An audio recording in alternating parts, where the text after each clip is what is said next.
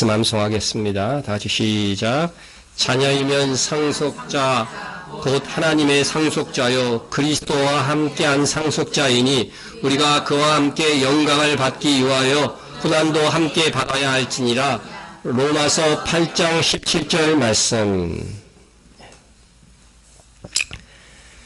예수님께서 십자가에서 죽으시고자 예루살렘에 낙이 새끼를 타고 입성하시기 직전과 직후에 있었던 사건을 기억할 필요가 있습니다. 왜냐하면 그것은 예수님의 부활과 매우 관련 있는 두 가지 사건이기 때문입니다.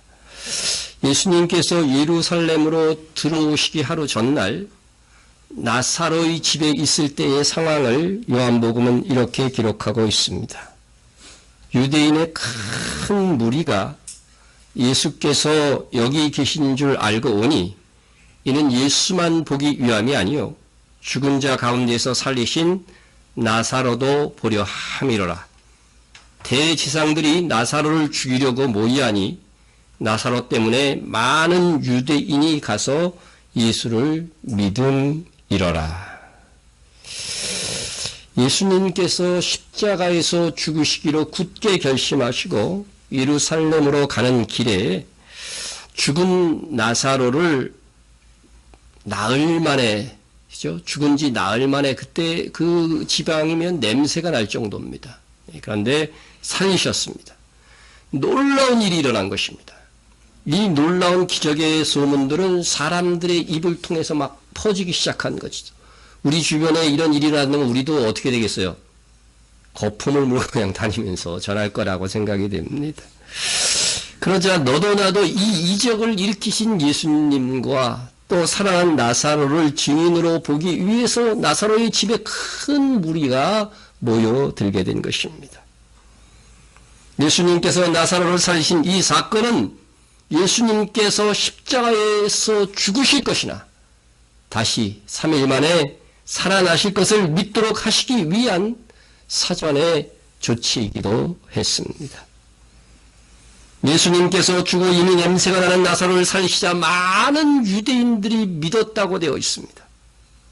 그러나 믿지 않는 자들이 더 많았는데 그들은 주로 종교 최고의 선생이요 지도자들과 그들의 편에 선 사람들이었습니다. 그들은 나사로를 살리신 주님과 살아난 나사로까지 죽이려고 모의하였습니다. 예수님은 생전에 나사로를 살리신 일만 행하신 것이 사실 아니었습니다.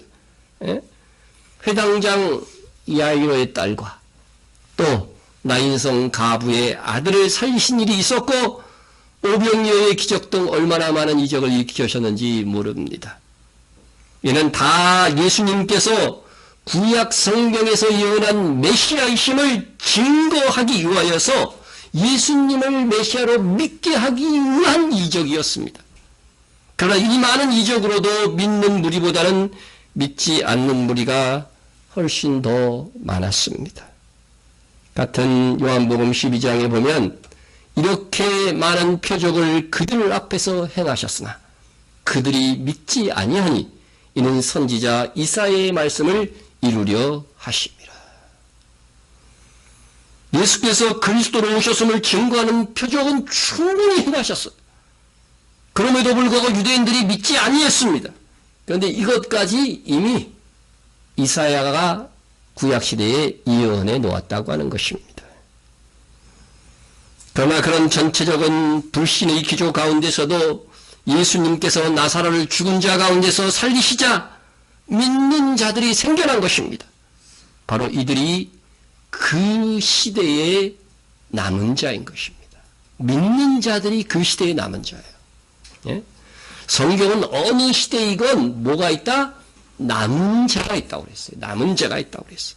바울은 이스라엘 자손들이 예수님을 십자가에 못 박고 부활하신 예수님을 믿지도 아니하지만 이렇게 말합니다. 지금도 은혜로 택하심을 따라 남은 자가 있느니라. 여러분 구약 성경서부터 계속 이 남은 자 사상이 나옵니다. 예? 우리도 세상 풍계에 흘러가는 그러한 신앙인이 되면 안 되겠습니다. 우리도 마지막 시대의 많은 교회들이 예수님만이 유일한 구원의 길이라는 것을 부정하고 모든 종교의 구원이 있다고 가르치는 이 배도의 역사가 이미 일어났고 앞으로 더욱더 확고해지고 이것이 하나의 법제화까지 될 것입니다. 우리가 그 기조에 휩쓸리면 안 됩니다. 비록 박해와 압박이 다가와도 우리는 우리의 이 믿음을 굳게 지켜야 됩니다. 여러분, 그럴 날이 멀지 않았습니다. 이미 로마 가톨릭이 이를 주도하고 있고 세상의 거의 모든 종교들이 여기에 다 동조하고 있으며 우리 개신교회도 WCC를 속한 교회들이 이에 동참하고 있습니다. 우리가 WCC 총회도 반대하면서 만약에 예수 유일 구원 이것을 주장하면 우리도 함께 박수 쳐주겠다 했습니다. 그러나 그들은 이것을 다 거절했어요. 예? 여러분, 그때가 오면 그냥 미지근한 신자는 없습니다. 믿음의 결단을 하고 순교를 각오하고 믿는 성도가 아니면 다 휩쓸려 갈 것입니다. 마지막 시대에 끝까지 믿음을 지켜 남는 성도가 되리라 기도하시고 영적인 각성을 해야 됩니다. 예수님 당시에도 그 시대에 남은 자들이 있었습니다. 그들은 예수님께서 정말 자기들이 장사 지내고 조문까지 한 그 나사로를 살리심을 보고서 믿는 자들이었습니다. 우리한테도 그런 기적이 일어나면 우리는 바로 믿죠. 예? 그렇죠. 생각해보면, 아니, 예수님이 죽은 자를 살리시고 이렇게 많은 표적을 행했는데 정말 안 믿는 게 이상하다. 그런 생각이 들지 않습니까? 이 복음서에 기록된 거 이거 예수님이 다 행하신 건데 이것을 보고 듣고 사는 그 시대의 사람들이 이렇게 믿지 않았다는 것이 이상하지 않습니까? 그런데 그들이 믿지 못한 연고가 무엇입니까? 바로 기득권을 지키고자 하는 욕심이었다는 사실이에요. 욕심. 이게 돈과 관련이 있다는 거예요.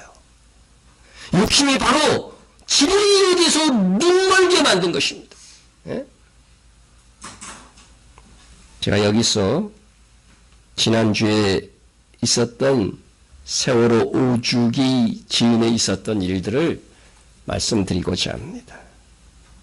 방송 등에 많이 출연하는 자유한국당 차명진 전 의원이 지난 14일에 세월호 유가족들 자신의 죽음에 대한 자식의 죽음에 대한 세간의 동병상련을 헤쳐먹고 찜쪄먹고 그것도 모자라 뼈까지 발라먹고 진짜 징하게 헤쳐먹는다. 여러분, 다른 사람 길에는 그냥 가만히 있어줘야죠. 근데 진짜 다른 사람한테 그런 게 아니라 유가족들한테 이런 말을 페이스북에 써서 여러분들 뉴스를 통해서도 봤을 것입니다. 더 많은 말들이 있지만 생략하고, 그러나 이 사람뿐만 아니라 지난 5년 동안 지속적으로 세월호 유가족을 상대로 시체 장사를 한다는 등 세금 도둑이라는 등 억지 프레임을 씌워서 혐오하고 모독하는 사람들이 있어 왔습니다.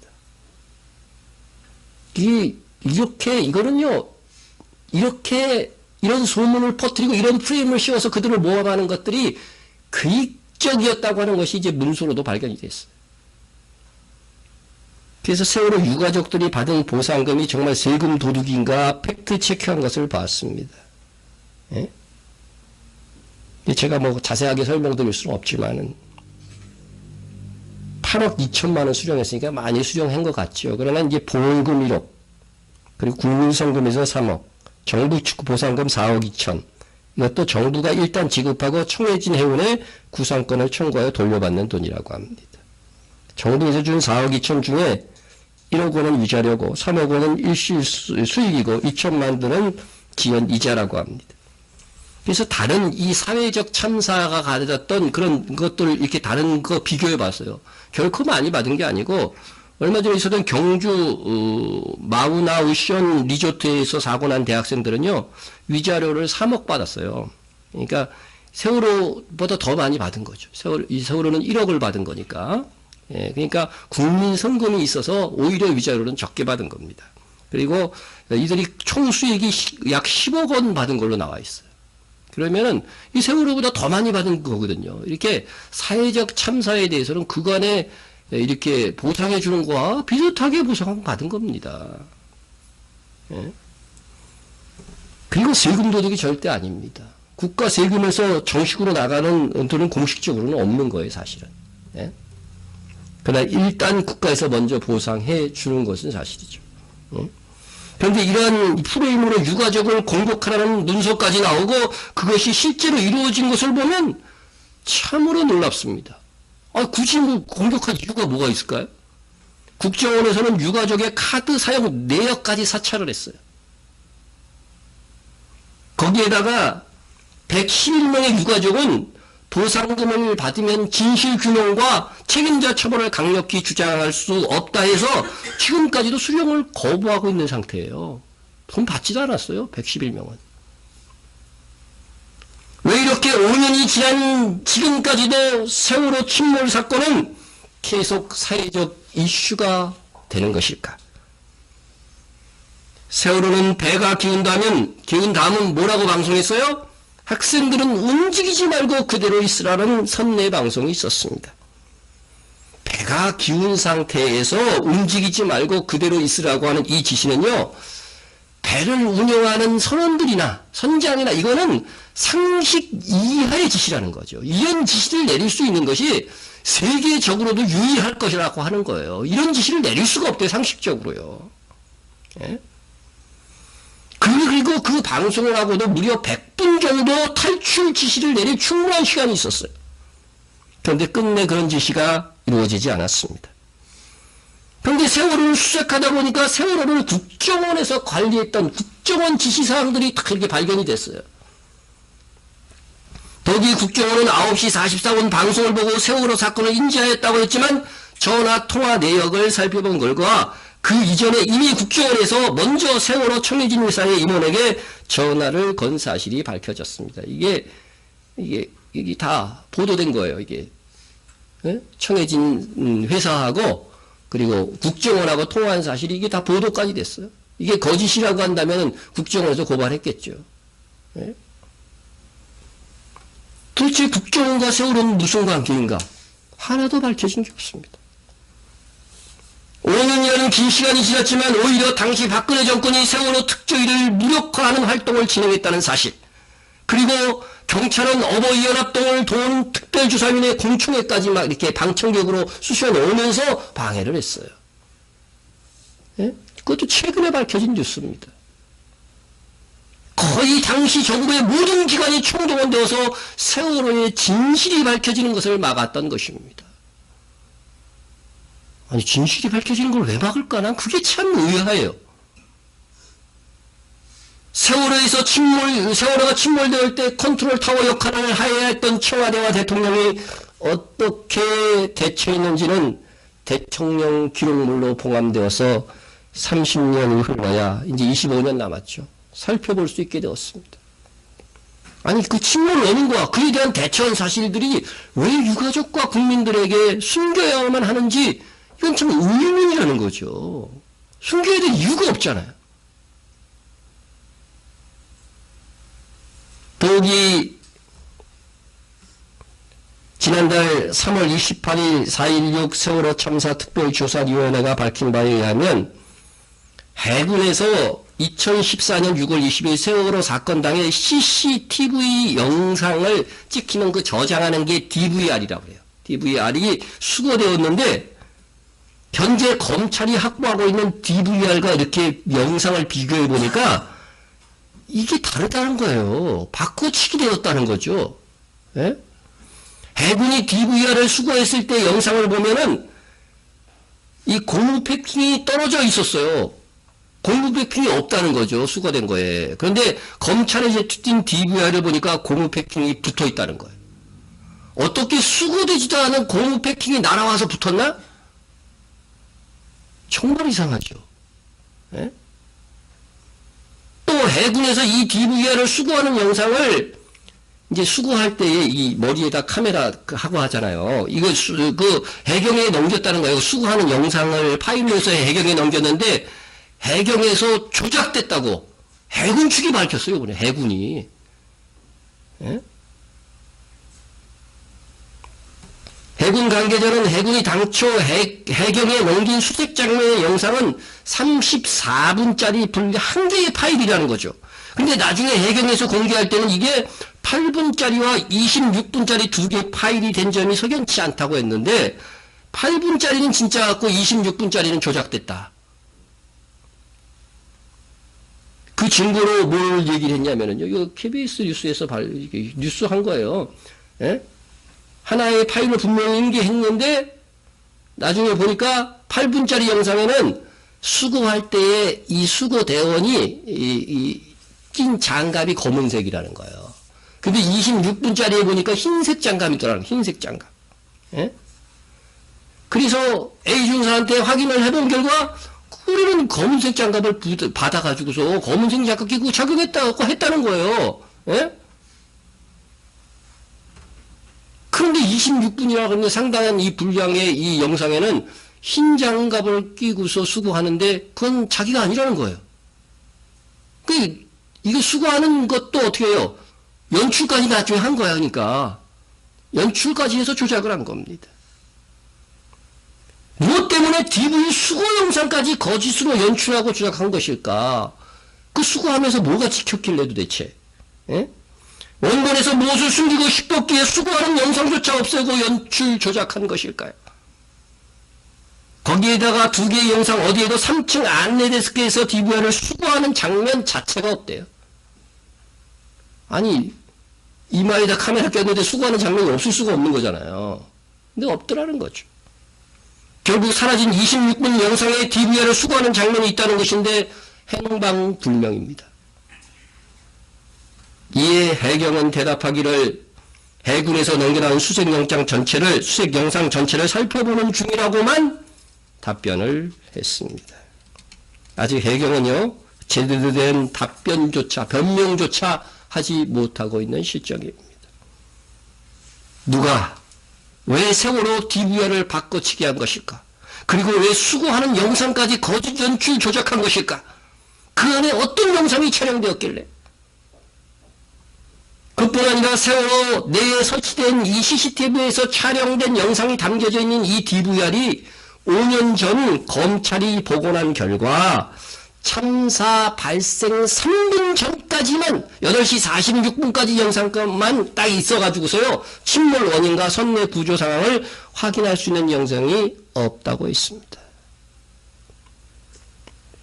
기가 막힌 것은 사고 원인을 밝힐 수 있는 시간대 바로 직전까지만 영상이 있다고 발표한 거예요.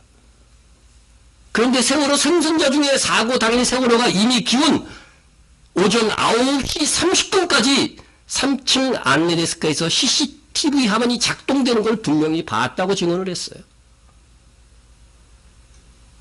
거기에다가 그나마 DVR에 담겨져 있는 이 CCTV 영상 원본은 현재 지워졌대요. 영상이 원본이. 아니 침몰 원인을 밝힐 가장 중요한 자료 영상 원본을 실수로 지웠다는 거예요. 이게 설명 가능한 일입니까? 실수로 지웠어도 어떻게 돼요? 지금 우리의 기술로 충분히 복원이 가능합니다. 근데 그것도 복원하지 않았어요. 이렇게 5년이 지난 지금까지 또 세월호 침몰 사건에 대한 진실은 의구심으로 가득 차 있습니다. 네? 그런데도 지금까지 세월호 막말을 내뱉고 있는 정치인들이 있는 것입니다. 그러자 여론이 들끓자 삭제하고 사과했습니다. 하루도 못 가서 게시글을 내리는 어리석은 짓을 한 것입니다. 네? 이러한 일은 자칭 보수라고 하는 사람들에 의해서 계속 자행되고 있습니다. 우리는 보수 진보가 아닌 항상 여러분 진실의 편, 피의자의 편, 가능하면 약자의 편에 서서 행동해야 됩니다. 그리고 그렇게 생각을 해야 됩니다. 이에 대하여 CBS 기독교 방송에서 김봉호 목사님이 인터뷰한 내용이 있어서 들어보았는데 그래도 참 좋은 조언을 해주셔서 소개하고자 합니다. 왜 이렇게 세월호에 대한 막말이 계속되느냐? 그 말을 한 사람이 누구냐면 서울대학교 정치학과 나온 사람이에요. 예? 그런데 하루도 넘기지 못하고 사과할 말을 왜 그 페이스북에 이렇게 올렸겠는가? 왜 이렇게 어리석어지는가? 목사님의 진단은 바로 욕심 때문이라는 거예요. 욕심이 들어가면 어리석어져서 제대로 된 판단 자체를 흔들려고 하는 것입니다. 자기 진영 사람들에게는 그런 말을 하면 인정받을 수 있겠다는 욕심 때문에 막말의 정도가 점점 세지고 있는 것입니다. 그래서 국회의원 공천 한번 받아보겠다고. 예? 그러면서 목사님이 이런 말을 하더군요. 우리는 부자를 칭할 때에 잘 사는 사람이라고 합니다. 그죠? 저 집 잘 살아. 예. 근데 이게 영 틀려먹은 말이라는 거예요. 돈 많은 사람 그냥 부자지. 그게 어떻게 잘 사는 사람이냐. 그냥 부자라고 하면 되는데 우리는 꼭 잘 사는 사람이라고 한다는 거예요. 그리고는 돈 없는 사람은 뭐라 그래요? 못 사는 사람, 못 사는 사람. 저 집은 잘 살아, 저 집은 못 살아 그러잖아요. 이게 철학의 부지에서 오는 거라는 거죠. 돈 없으면 가난한 사람이지 왜 못 사는 사람이에요? 잘 산다는 거는 행복하게 산다는 거잖아요. 예? 돈 없어도 있는 바를 족한 줄 알고 서로 살아가면서 얼마든지 잘 살 수 있다는 겁니다. 덕이 좀 부족해도 정말로 미래의 희망 때문에 소망 때문에 잘 살 수 있는 것이 우리 그리스도인입니다. 그러니까 우리라도 이제 이 용어를 좀 바꿉시다. 예? 저는 돈 많은 사람, 부자 그렇게 말하고 절대로 잘 사는 사람이라고 하지 마요. 잘 사는 사람은 누구예요? 우리예요. 우리 잘 살고 있어요. 아멘? 네, 잘 살고 있습니다. 왜 어리석어지느냐 하면은요, 바로 욕심 때문에, 욕심. 예? 욕심이 잉태한 즉 죄를 낳고, 죄가 장성한 즉 사망을 낳느니라. 원 없이 부하게 살았던 솔로몬은 모든 강물은 다 바다로 흐르되 바다를 채우지 못하며 라고 했습니다. 욕심은 채워질 수 없는 바다와 같이 끝이 없습니다.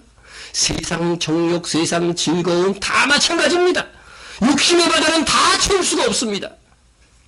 진리로 마음을 채우면 진리가 너희를 자유케 할 것이라고 말씀해 하셨는데 그래서 평안을 얻을 것인데 욕심에서 빠져나오지 못하는 것입니다. 자기가 가진 욕심이나 기득권을 진리보다 더 사랑하면 진실이 보이지 않아요. 너무나도 뻔한 상식적인 진실이 안 보이는 겁니다. 그렇게 놀라운 이적을 베풀어도 그가 그리스도인 것을 믿지 못하는 것입니다. 진실이 보이지 않을 뿐더러 오히려 거짓되에 편이 되어서 약하고 진실된 자들을 공격까지 하는 것입니다. 예수님 당시에도 기득권층에서도 예수님을 그리스도라고 믿는 자들이 없었던 것이 아닙니다. 그러나 그들의 믿음은 참 믿음이 아니었습니다. 요한은 이들에 대해서 이렇게 기록해 줍니다. 그러나 관리 중에서도 그를 믿는 자가 적었어요? 많대. 바리새인들 때문에 드러나게 말하지 못하니 이는 출교를 당할까 두려워함이라. 그들은 사람의 영광을 하나님의 영광보다 더 사랑하였더라. 여러분 초림의 상황은 재림의 상황 때 분명히 재현됩니다. 예? 이 사회에서 생활할 수 없는 그런 환경과 여건으로 내몰리게 될 거예요. 참신자들은. 그때에 사람의 영광보다 하나님의 영광을 더 사랑해야 됩니다. 예?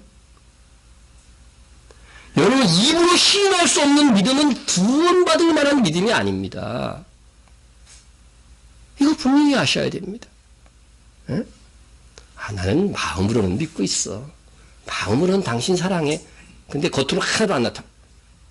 예? 그 사랑 아닙니다. 구원받을 만한 믿음 아닙니다. 사람이 마음으로 믿어 의에 이르고 입으로 어떻게 해요? 신하여 구원에 이르느니라 말씀하고 있습니다.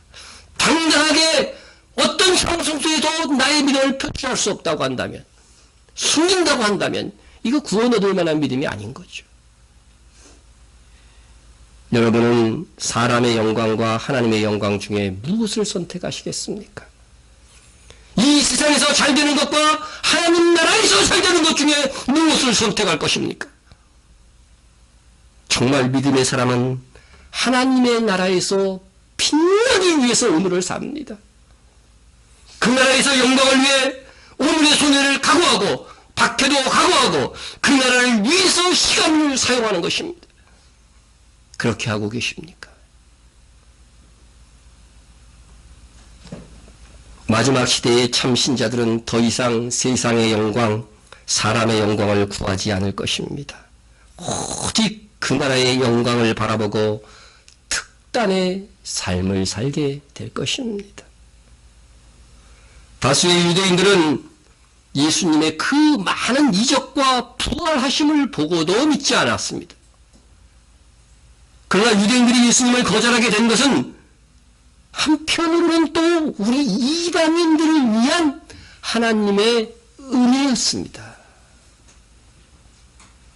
예수님께서 예루살렘으로 입성하자 요한복음은 첫 번째 사건으로 유대인이 아닌 이방인들과 관련된 사건을 소개하고 있습니다.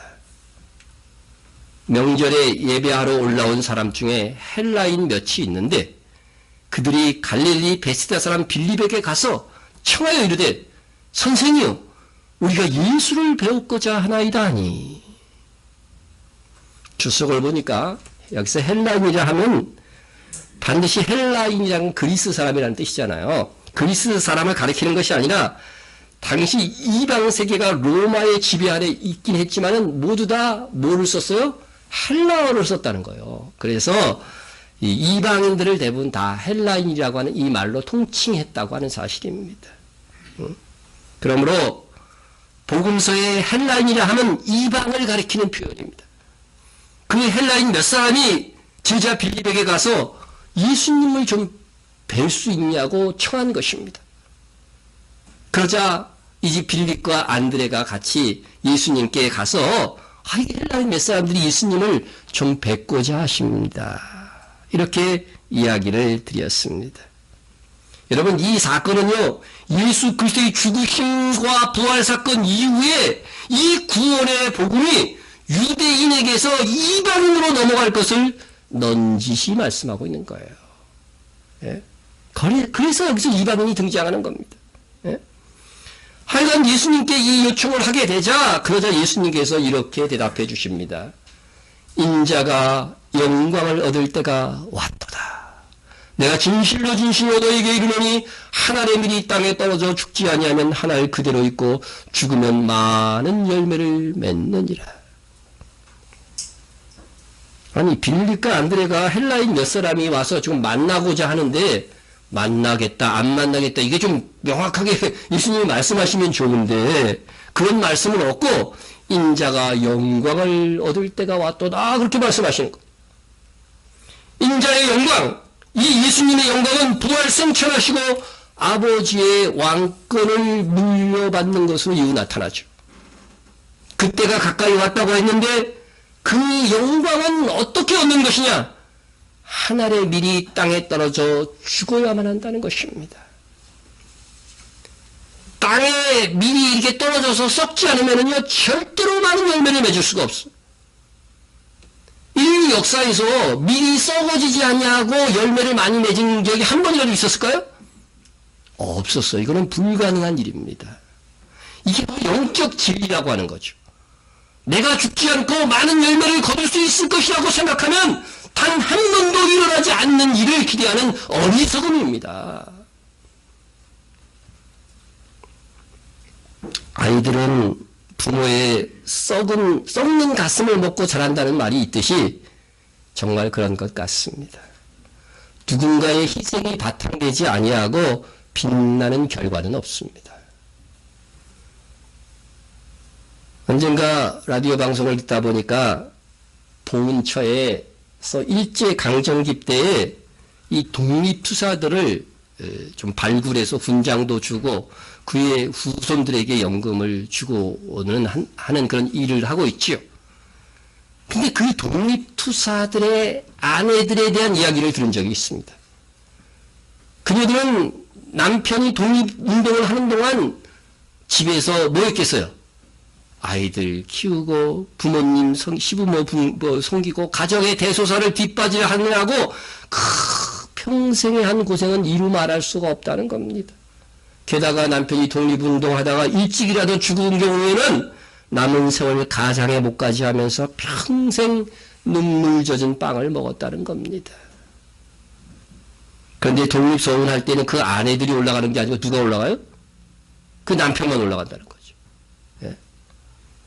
실상 집에서 홀로 묵묵히 아이들 키우고 내조한 그 희생이 어쩌면 더 빛나는 독립운동이 아니었을까. 그렇게 생각이 되는 거죠. 누군가의 희생은 혹 사람들 보기에 잘 드러나지 않을 수 있습니다. 그러나 주님은 모든 것을 알고 계십니다. 내 희생이 감추어지거든요. 주님이 알고 계시다는 사실을 가지고 위로를 받으시기 바랍니다. 예? 내가 내 행위를 아노니. 모든 요한계시록에 나타난 교회들에게 주님이 공통되게 하신 말씀이에요. 내가 네 행위를 아노니. 하나님의 미리 썩어짐도 잊지 않고 보상하실 것을 우리 주님은 약속하십니다. 하나님의 썩어지는 미랄이 되고자 하는 자들에게 주님이 주시는 약속입니다. 자기 생명을 사랑하는 자는 잃어버릴 것이요 이 세상에서 자기 생명을 미워하는 자는 영생하도록 보존하리라. 사람이 나를 섬기려면 나를 따르라. 사람이 나를 섬기면 내 아버지께서 그를 귀히 여기시리라. 여러분, 하나님께서 귀히 여기시는 사람이 되려면 예수님을 위하여 주님이 우리를 위해서 하나님의 미랄이 될 것처럼 우리도 예수님을 위해서 하나님의 미랄이 될 줄 알아야 된다는 것입니다. 그런 사람에게는 영광의 부활이 있을 것입니다. 이 믿음으로 그날의 존귀한 자가 되기를 바라는 성도는 하나님의 미랄이 되는 것을 억울하게 생각하지 마시고 영광스럽게 여기고 재원해야 되는 겁니다. 주님은 이 약속을 말씀하시고 친히 이 일의 모본이 되셨습니다. 친히 하나님의 미랄이 되어서 십자가에서 죽으셨던 것이죠. 헬라인 몇 사람이 만나고자 하실 때 이 말씀을 하신 것은 바로 예수님께서 하나님의 미리 되어서 썩어져 죽어 가시면 그 이유는 어떻게 된다는 거예요? 바로 이 이방인들에게 많은 열매가 열릴 것이다. 이방으로 이 복음이 전파될 것이다. 그래서 이 이야기 끝에 이 말씀을 하십니다. 내가 땅에서 들리면 모든 사람을 내게로 이끌겠노라 하시니 이렇게 말씀하시면 자기가 어떤 죽음으로 죽을 것을 보이심이니라. 모든 사람이라고 했습니다. 모든 사람은 유대인들만을 가리키는 말이 아닙니다. 이는 유대인들뿐만 아니라 이방 사람 모든 민족들까지 예수님을 믿도록 주께서 친히 역사하시겠다고 하는 이야기입니다. 예? 여러분, 예수님은 생전에 뭐라고 말씀하셨냐면요.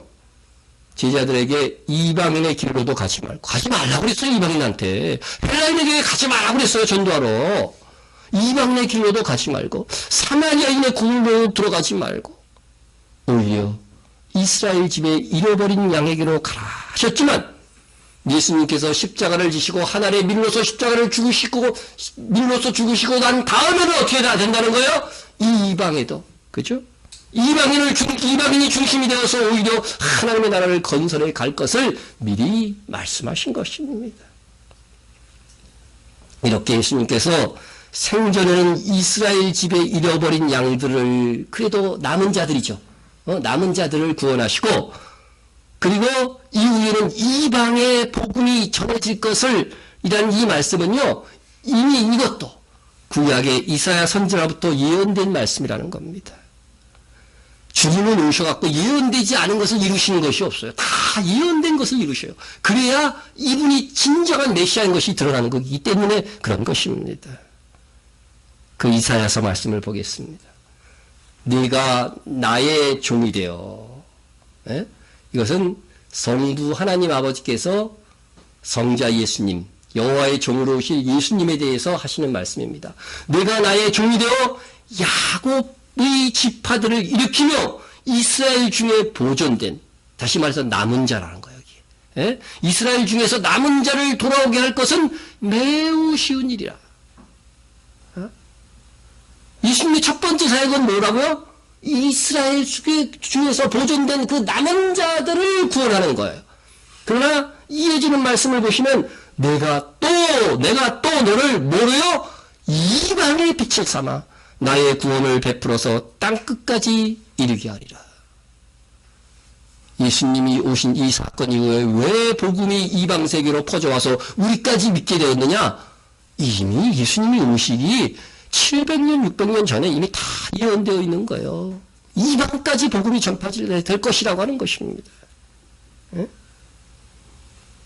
이 예언은 이루어졌고 거의 다 이루어졌다고 할 수 있습니다. 예수님은 구약의 예언대로 우리를 위한 하나님의 미리 되어 십자가에 죽으셨습니다. 죽으시자마자 어떤 일이 발생했습니까?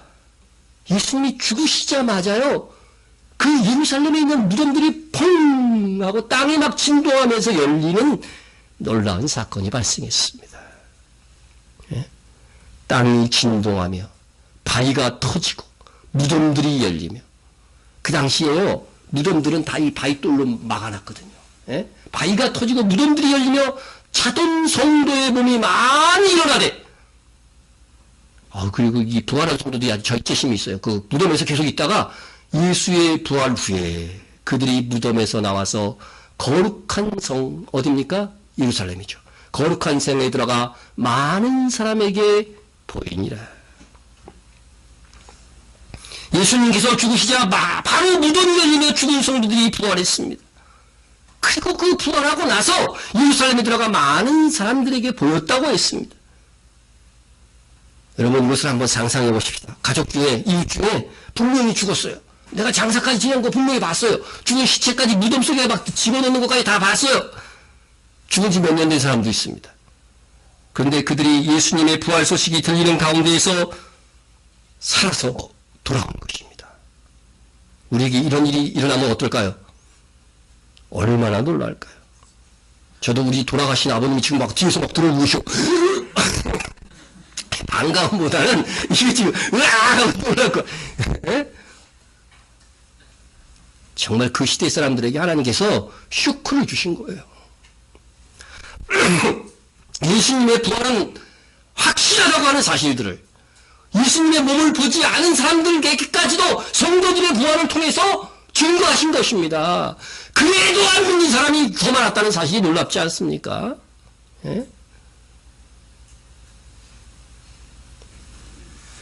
그래서 이 말씀이요, 성경 난제로 여겨갖고 마태가 훗날에 있을 성도의 부활을 미리 바라보고 예언한 것이라고 해석하는 사람들도 있습니다. 그러나 예수님께서 죽으시자 땅이 진동하며, 그죠? 바위가 터지고 무덤이 열리면서 어떻게 됐어요? 부활했다고 이렇게 부활과 연결해서 말하고 있는데, 이 사실을 보고 당시의 백부장과 병사들이 어떻게 돼요? 이는 진실로 하나님의 아들이었다. 놀라서 그러는 천언을 하거든요. 그러면은 이 사건은 분명히 명백하게 일어난 것입니다. 우리가 논리적으로 이해가 안 되면 달리 해석하려고 하는 경향이 있는데, 우리는 말씀을 문자 그대로 믿어야 됩니다. 그들은 부활하여 이방의 부활의 증인으로 활약하지 않은 것으로 봐서 그들의 부활에서 장기간 머물렀던 것은 아닌 것 같습니다. 그럼 왜 예수님께서 죽으시자 성도들의 부활 사건을 일으키신 것일까? 이 성도들의 부활은 바로 예수님의 부활이 역사의 끝에 성도의 부활로 이어질 것을 미리 보여주는 이 표와도 같은 것입니다.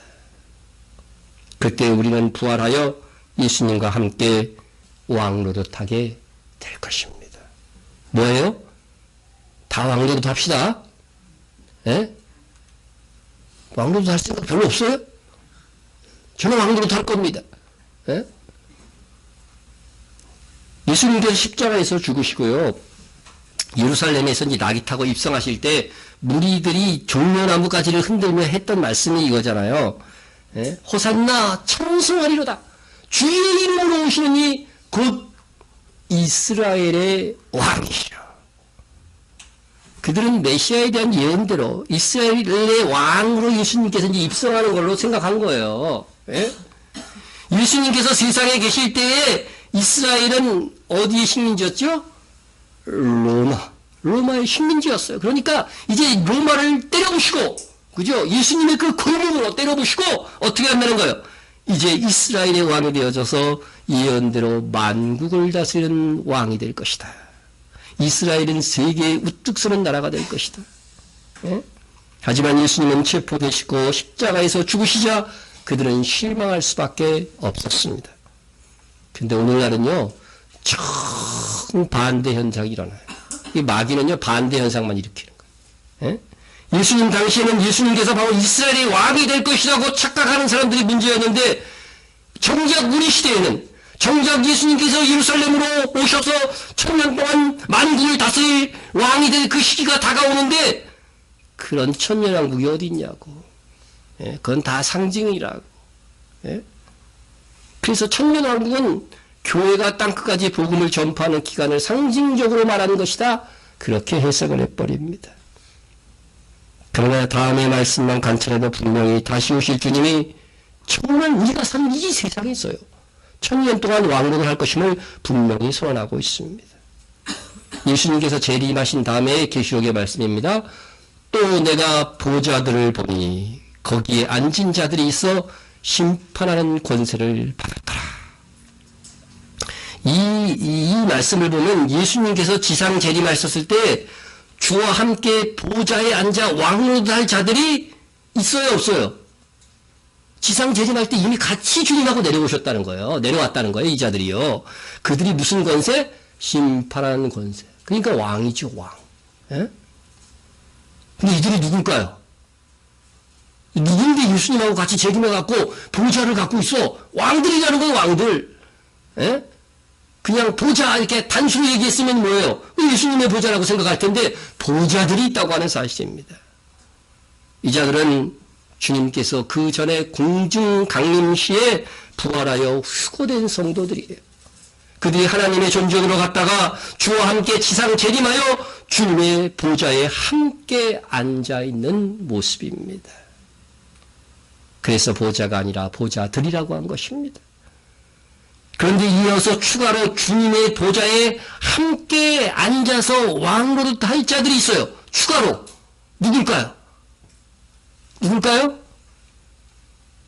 자, 또 내가 보니 예수를 증언함과 하나님의 말씀 때문에 목배임을 당한 자들의 영혼들과 또 짐승과 그의 우상에게 경배하지 아니하고 그들의 이마와 손에 그의 표, 짐승의 표죠, 666, 짐승의 표를 받지 아니한 자들이 살아서 그리스도와 더불어 1000년 동안 왕노릇하니. 몇 년 동안 왕노릇한다고요? 1000년 동안.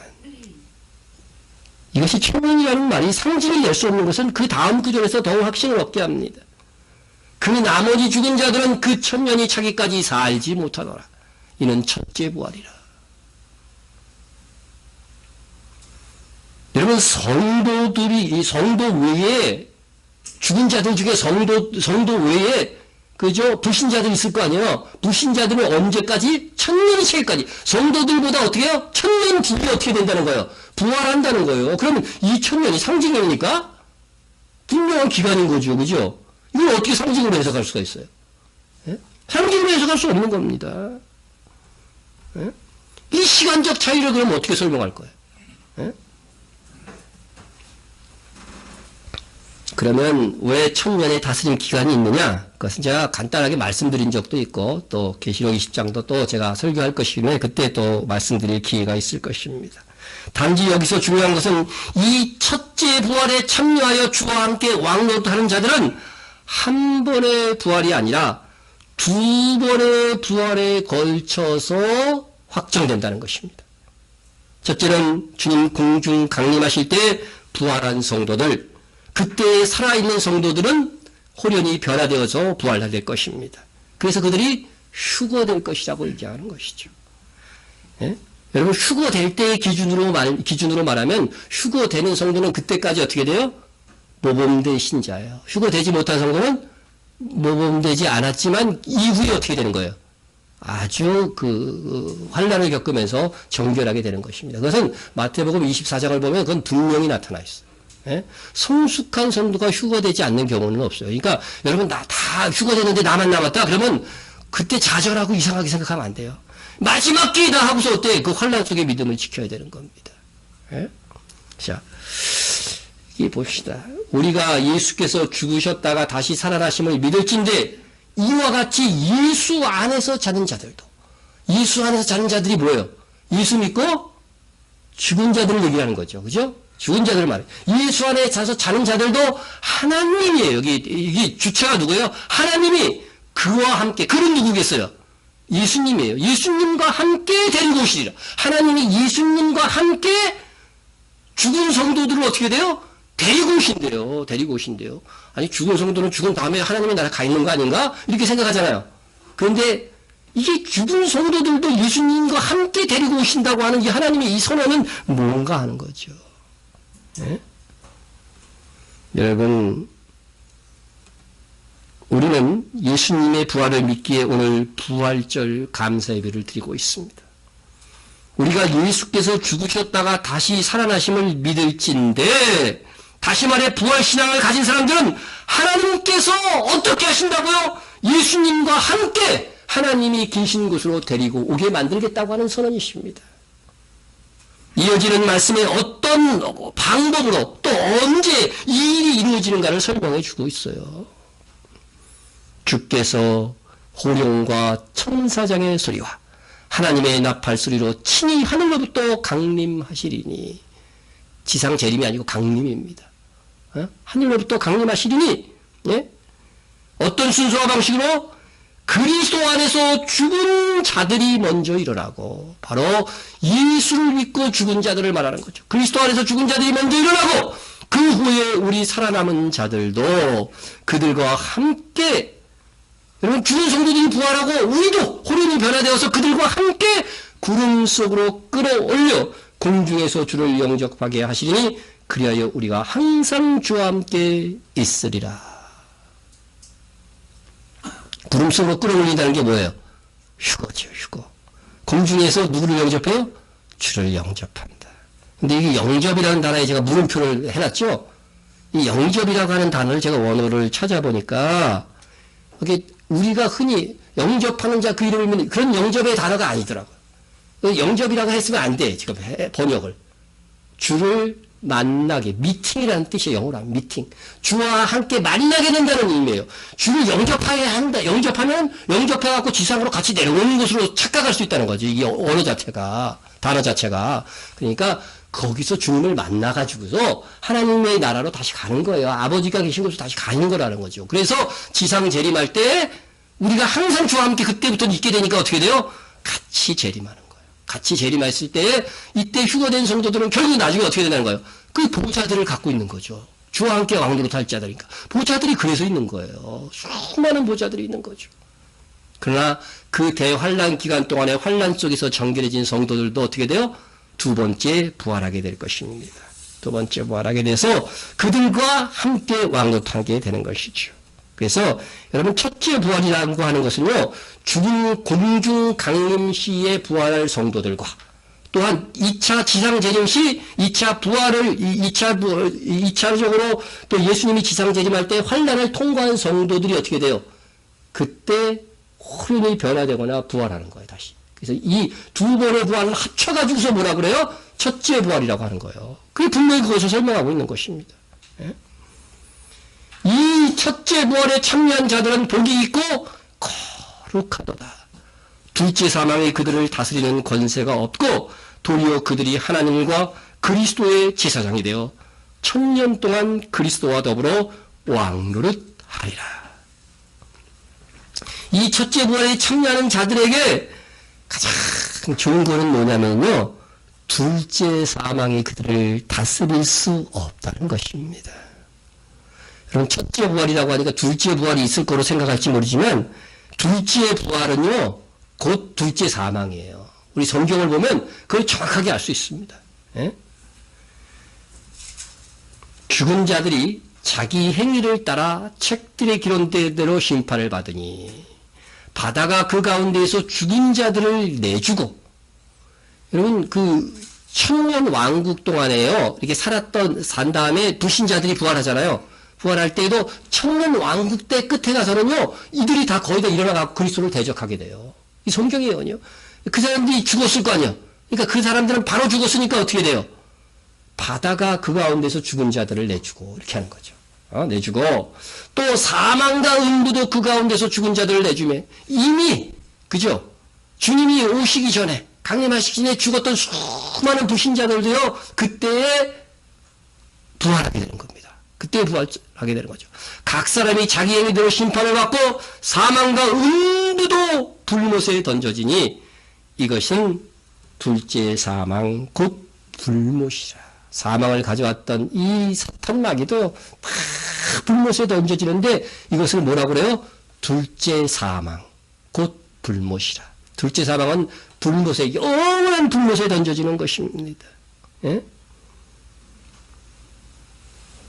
천년 동안 성도가 주와 함께 왕노릇하면 천년이 지난 후에는 천년 왕국에서조차 배역한 자들이 예수를 믿지 않고 죽은 자들, 그들과 합하여서 다 이렇게 이제 부활하게 되는데, 이것을 예수님께서는 뭐라고 얘기하셨냐면, 생전에 선한 일을 행한 자는 생명의 부활로. 이걸 갖고 또 행위본론을 얘기하면 안 됩니다. 그 다음 장에서 선한 일이 뭐냐? 예수를 믿는 것이 하나님의 일이라고 분명히 설명하고 있어요. 그래서 선한 일을 행한 자, 예수 그리스도를 믿은 자들은 생명의 부활로, 악한 일을 행한 자는 심판의 부활로 나오리라. 그러니까 이 생명의 부활과 심판의 부활의 계시록을 보면 몇 년 차이가 있어요?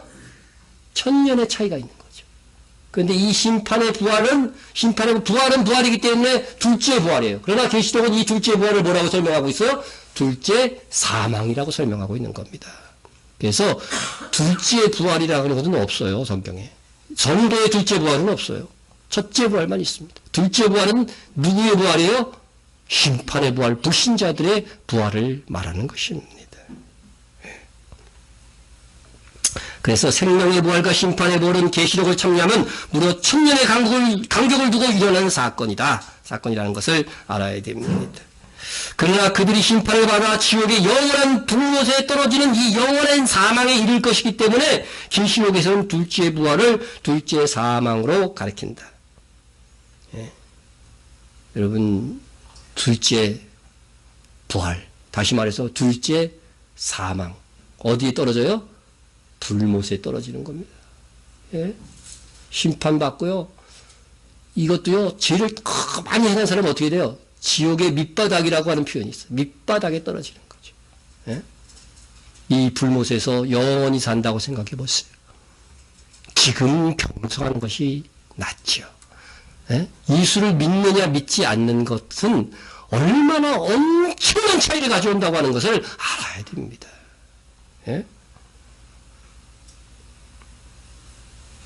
그런데요, 여러분, 우리는 어떻게 돼요? 우리는 예수님께서 우리를 데리러 하나님께서 이제 예수님을 통해서 공중에서 만나 우리를 데리고 오신다고 했잖아요. 그런데 이렇게 휴거를 통해서 예수님을 만나서 하나님의 나라로 일단 갔다가 지상 재림할 성도들은요, 조건이 뭐로 되어 있냐면, 한번 보세요. 이 말씀 다시 보세요. 우리가 예수께서 죽으셨다가 다시 살아나셨음을 믿을진대, 이와 같이 예수 안에서 사는 자들도 하나님이 그와 함께 데리고 오시리라. 조건이 뭐예요, 도대체? 휴거의 조건이 뭡니까? 우리가 예수께서 죽으셨다가 다시 살아났음을 믿을진대요. 이 믿음이 조건이에요. 슈바이처 휴거할까요? 못합니다. 걔는 부활을 안 믿었거든요. 예수님의 부활을 자유주의 신학자라서요, 믿질 않았어요. 그에게 많은 선한 행위가 있었을지 모르지만 우리가 예수께서 죽으셨다가 다시 사람을 믿을진데 이러한 자들만 공중에서 주님을 만나서 하나님께서 그들을 하나님의 나라로 불러 올리시는 겁니다. 이게 유일한 휴거의 조건이었어요. 응? 부활의 신앙이 없이는 부활이나 휴거되고 하나님의 보좌로 갈 수 없습니다. 우리가 가진 부활 신앙은 이렇게 우리를 놀라울 정도로 가치 있게 만들어줌을 믿어야 됩니다. 그리고 성도의 부활에는 수고한 것과 비교될 수 없는 보상이 그때 주어짐을 믿고 주님처럼 뭐 해야 돼요? 십자가의 희생을 자원하여 감당하는 성도가 될 때에 톡 빛나는 부활과 휴거를 맞이할 수 있게 될 것이다. 우리의 가치는요, 우리의 신랑이 누구인가에 대해서 결정됩니다. 그쵸? 예? 예? 여러분들 신랑 누구예요? 예? 여러분 신랑 마음에 들어요? 그래도 우리는 누가 있어요? 예수님 신랑이 있잖아요. 다 우린 신부거든요. 예? 그리고 그 신랑이 나를 얼만큼 사랑했느냐는 것에 따라서 어떻게 돼요? 내 가치가 드러납니다. 여러분, 어떤 구두쇠 총각이 결혼을 하려고 하는데 주례를 서줄 사람이 없었어요. 그래서 고민 끝에 이웃교회 목사님을 찾아갔습니다. 목사님, 제가 결혼하는데 좀 주례 좀 부탁합니다. 주례 좀 서주시겠어요? 사정을 하니까 목사님이 그래, 우리 교회는 아니지만 사정이 그렇다고 하니 주례를 서주겠다고 허락을 하였습니다. 그러자 구두쇠 총각의 관심은 뭐에 항상 있어요? 돈에 있단 말이죠. 그러니까 하지 않아야 될 질문을 했어요. 뭐요? 사례비는 얼마를 드려야 됩니까? 예? 그랬더니 목사님이 농담조로 이렇게 얘기했어요. 자네 신부의 가치만큼 주면 되네. 그러자 구두쇠 총각은 이것을 진담으로 알아들고서 넌지시 미소를 지으면서 1,000원짜리를 꺼내면서 여기 있습니다 하고 드렸습니다. 목사님은 차마 뭐라고 하지 못하고 당황해서 얼떨결에 1,000원을 받았어요. 드디어 결혼식 날이 되어갖고 목사님이 주례를 탁 마치고 두 사람이 이제 신혼여행을 떠나려고 하는데 총각을 부릅니다. 불러서 말하기를 주머니에서 딸랑거리는 동전을 꺼내면서 이거 가지고 가세 900원 하면서 거스름돈을 주었다는 겁니다. 결국 목사님 보기에 신부의 가치는 인색하기 그지없는 구두쇠 남편을 만나갖고 100원 가치로 팍 떨어졌다고 하는 것이겠죠. 세상에는 남편 때문에 존귀하게 된 여자도 있고 천덕꾸러기가 된 여자도 있습니다. 그러나 이것은 영혼의 세계에서 보면 아무것도 아닙니다. 우리는 우리의 신랑 되신 예수님 때문에 얼마나 존귀한 존재가 되었는지, 이거 말로 다 할 수 없는 영광스러운 존재가 되었습니다. 우리의 신랑 되신 예수님은 나를 위해서 죽기까지 사랑하셨습니다. 그 정도 사랑받았으면 사랑 못 받아서 괴로워할 사람 하나도 없는 거예요. 그리스도인은요. 그리고 우리를 위해서 부활하셨습니다. 그리스도께서 죽은 자 가운데서 다시 살아나사 잠자는 자들의, 우리잖아요. 잠자는 자들의 첫 열매가 되셨도다. 부활도요, 예수님이 그냥 심심해서 부활하시고 이적을 보여주시기 위해서 부활한 게 아니라 우리를 위한 부활이었어요. 우리를 위한 부활. 우리를 위해서 부활했다고 로마서는 표현하고 있습니다. 네? 또한 그분의 승천도 또한 우리가 휴거될 것이라고 하는 예표로서 승천하신 것입니다. 그러니까 예수님의 십자가, 부활, 그리고 승천은 우리가 자기 십자가를 감당하고 부활하여 공중에서 주를 만나 하나님께로 가는 그 영광을 미리 보여주는 첫 열매이었던 것입니다. 예수님의 십자가, 그 다음에 뭐예요? 부활, 그 다음에 뭐예요? 승천. 이건 다 우리를 위한 것이었습니다. 우리도 어떻게 돼요? 자기 십자가를 지고서 얼마큼 살았느냐에 따라서 휴거될 때 하늘의 영광이 결정될 것입니다. 여러분, 우리의 가치는 우리 신랑 예수님으로 인하여 빛나게 될 것입니다. 우리는 존귀한 주님의 신부입니다. 그분이 우리를 위하여 죽기까지 할 만큼 사랑하셨습니다. 부활도 우리를 위한 부활이었다고 성경은 증언합니다. 우리는 그날 더 좋은 부활을 얻고자 믿음의 정절을 굳게 지킵시다. 그리고 충성합시다. 히브리서 11장 30절에서 믿음의 선진들도 더 좋은 부활을 얻고자 하여 심한 고문을 받되 구차히 풀려나기를 원하지 아니하고, 뇌물 줘갖고 풀려날 수 있었겠죠. 돈이 최고인 세상이니까. 그러나 더 좋은 부활을 사모해갖고요, 고난당하는 것도 즐긴 거예요. 어떻게 보면요. 우리의 부활은 확정된 것입니다. 그러나 더 좋은 부활을 얻고자 하십시오. 그것이 부활의 첫 열매 되신 주님께서 지금 우리에게 가장 원하시는 것입니다. 우리 통성으로 기도하겠습니다. 우리를 위한 예수님의 십자가와 부활을 감사하며 즐거워 찬양합니다. 주님의 부활이 우리의 부활과 휴거로 이어질 것을 믿고 기뻐합니다. 이 신앙 고백을 좀 드리세요. 더 좋은 부활을 소망하며 충성하며 살겠습니다. 거룩하게 살겠습니다. 우리의 소원을 또 드리세요. 나라 민족을 위해서 기도해 주시고 이스라엘의 회복을 위해서 우리 지원하는 선교사들을 위해서 그리고 목회자와 교회와 성도 간의 중보 기도해 주시기 바랍니다. 우리 동성으로 기도합니다. 사랑하는 하나님 아버지 감사합니다. 주님 우리를 위하여 십자가를 지셨습니다. 나를 위한 고난이었습니다.